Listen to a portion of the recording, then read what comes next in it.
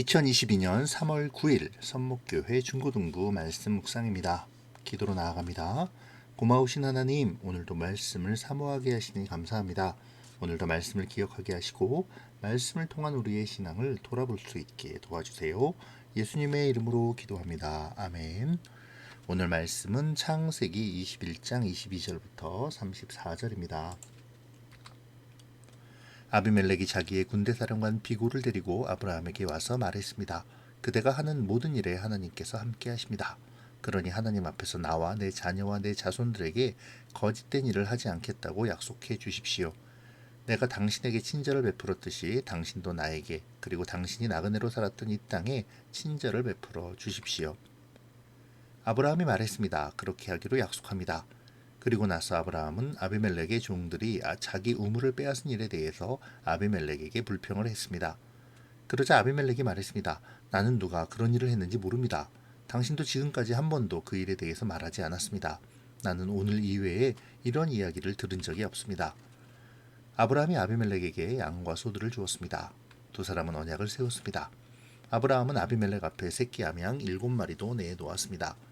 아비멜렉이 아브라함에게 물었습니다. 새끼 암양 7마리를 따로 내놓은 까닭은 무엇입니까?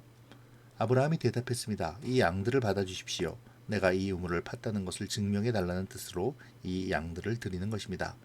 이 두 사람이 그곳에서 서로 약속했기 때문에 그곳의 이름을 브엘세바라고 부르게 되었습니다. 이처럼 아브라함과 아비멜렉은 브엘세바에서 언약을 세웠습니다. 그리고 나서 아비멜렉과 그의 군대사령관 비골은 블레셋 사람들의 땅으로 돌아갔습니다. 아브라함은 브엘세바에 에셀나무를 심었습니다. 아브라함은 그곳에서 영원토록 살아계신 여호와 하나님의 이름을 부르며 경배드렸습니다. 아브라함은 블레셋 사람들의 땅에서 오랫동안 나그네처럼 살았습니다.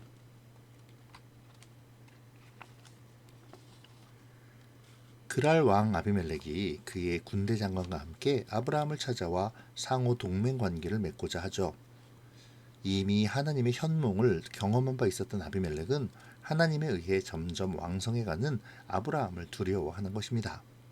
그래서 아비멜렉은 자신이 일전에 아브라함을 후대한 것, 곧 아브라함의 사라에 대한 거짓말로 공경에 빠질 뻔했지만 오히려 각종 예물과 거주지를 제공한 이를 상기시키면서 하나님을 가리켜 내게 맹세하라고 그렇게 상호 불가침 조약을 맺자고 요구하는 것이죠.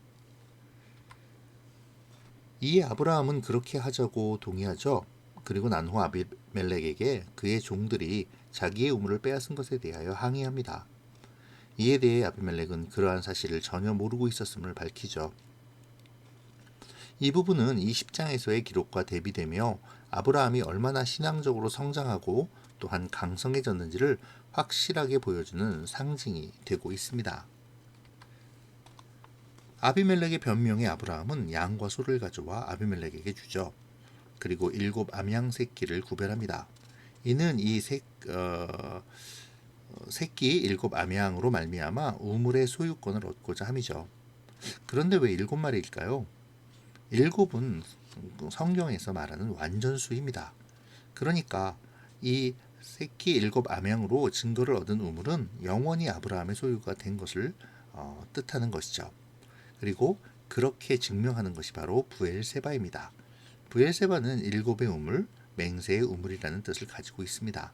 그러므로 브엘세바라는 명칭을 통해 이 우물이 아브라함의 소유가 되었음을 맹세한 것이죠. 아비멜렉과 그의 군대 장관이 돌아간 후 아브라함은 이곳에 에셀나무를 심는데요.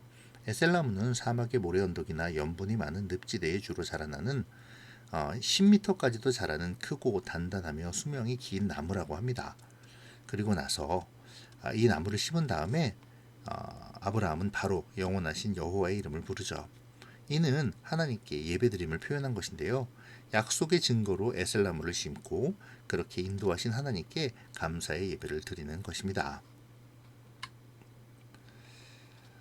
아브라함과 상호 조약을 맺으러 찾아온 아비멜렉의 첫 마디는 그대가 하는 모든 일에 하나님이 함께 하신다는 것이었죠. 이는 아브라함이 하나님의 돌보심으로 강성해졌음을 의미하는 것입니다. 하나님이 함께 하심으로 아브라함은 왕이 친히 상호 조약을 맺으러 올 정도의 강성한 사람이 된 것이죠. 하나님이 함께 하시는 것은 성도들의 근본적인 특징이 됩니다. 이 점을 생각하면서 우리를 돌아보면 좋겠네요. 우리는 하나님이 함께 하시는 삶을 살아가고 있습니까? 내 행동과 또 나의 모든 삶이 형통한 삶을 살고 있는지요? 다시 말하지만 형통은 세상에서의 잘됨만을 의미하는 것은 아닙니다. 형통은 하나님의 계획과 뜻이 실현되는 것을 말하죠. 어려움이 있어도 하나님을 향한 마음을 가지고 하나님의 계획과 역사가 이루어지기를 소망하며 살아가는 것을 의미하는 것입니다. 하나님은 그러한 형통을 이루는 자를 보호하시고 이끄시어서 강성케 하시죠. 이 시간 다시 하나님이 나와 함께 하심에 대하여 묵상해 보면 좋겠네요. 혹시 나는 오늘 본문을 보며 물질적인 욕망의 채움으로 하나님의 함께 하심만이 형통으로 착각하고 있지는 않습니까? 어제 본문과 연결된 오늘 본문의 아브라함의 강성함이 오로지 주님의 뜻을 좇아 사는 것이 형통임을 인정하고 그대로 따르고자 함 속에 주어진 은혜의 강성함임을 우리는 반드시 기억해야겠습니다. 좀 전에도 언급했지만 오늘 본문에서는 아주 흥미로운 장면이 등장했습니다. 조약을 맺으며 아브라함이 아비멜렉의 부하들이 자신의 우물을 빼앗은 것에 대해 책망하는 장면인데요. 아브라함의 책망에 아비멜렉은 변명하고 이에 대해 아브라함은 오히려 양과 소를 아비멜렉에게 주었죠. 이것은 지난 20장에서의 아브라함의 거짓말로 하나님께 경고의 말씀을 들었던 아비멜렉이 아브라함을 책망하고 아브라함의 변명을 들으며 또 많은 재물을 주어 돌려보낸 것을 떠올리게 합니다. 불과 성경의 본문 한 장 차인데요. 입장이 완전히 뒤바뀐 것이죠. 어떻게 이런 일이 일어날 수 있었을까요? 그 이유는 아브라함의 위상이 높아졌기 때문이기도 하지만 아브라함의 하나님을 신뢰하는 마음과 하나님에 대한 지식이 깊어졌기 때문입니다. 아브라함은 어제의 본문 이스마엘의 사건을 통해 더욱 단단한 믿음과 하나님에 대한 신뢰를 이어가게 되었죠. 또한 하나님에 대한 지식은 더욱 깊어지고 있습니다. 이러한 하나님에 대한 지식은 곧 믿음과 신실한 순종으로 이어지죠. 그리고 그러한 믿음과 순종의 깊어짐은 오늘 본문에서와 마찬가지로 그의 지위와 상황을 높아지게 했습니다. 아비멜렉의 표현대로라면 하나님이 함께 하심으로 존귀케 되어진 것이죠.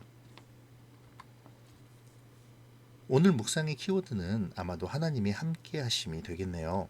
하나님이 함께 하시는 사람의 삶을 이 시간 깊이 묵상하면 좋겠습니다.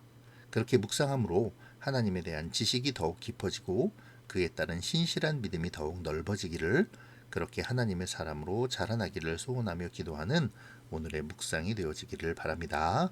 기도로 마칠게요. 좋으신 하나님, 말씀을 통해 하나님이 함께 하시는 삶에 대하여 묵상하게 하시니 감사합니다. 하나님, 우리가 하나님을 더욱 알아가게 도와주시고 알아가는 만큼 신실한 믿음이 깊어지므로 주님이 원하시는 순종과 따름의 삶을 나타낼 수 있게 도와주세요. 아브라함처럼 하나님으로 말미암은 강성함이 우리의 삶에 나타나기를 소원하오며 예수님의 이름으로 기도합니다. 아멘. 사랑하고 축복합니다.